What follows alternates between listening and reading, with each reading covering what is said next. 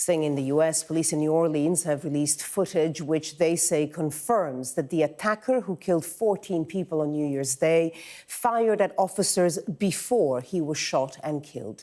Shamsud-Din Jabbar drove a truck into people celebrating on the city's famous Bourbon Street in an act apparently inspired by the Islamic State terror group before being surrounded.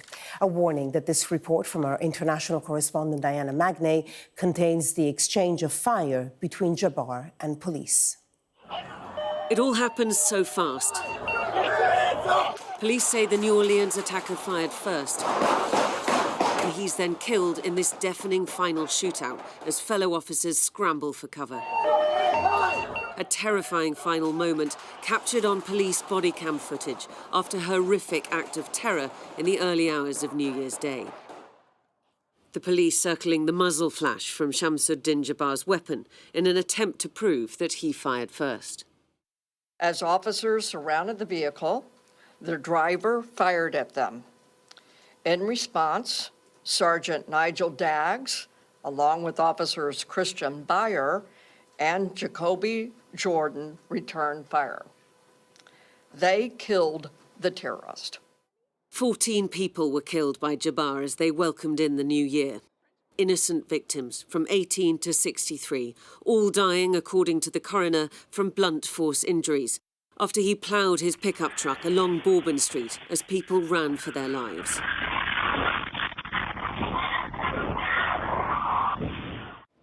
The first lawsuits have been filed against the city of New Orleans, arguing that this was tragic but preventable. Had the city made sure the bollards meant to protect pedestrians from just this kind of attack had been in proper use. Now in November 2024, they come in and they remove the bollards, but they don't put anything back in on an interim basis. Nothing. Now Bourbon Street is completely exposed. A US Army veteran who claimed to be inspired by Islamic State, Shamsud-Din Jabbar had planned for even worse. CCTV footage showing him placing cooler boxes filled with explosives at the scene shortly before midnight, which he never managed to detonate. William Bratton, who led police departments in New York and LA, has been called in to work on the city's security.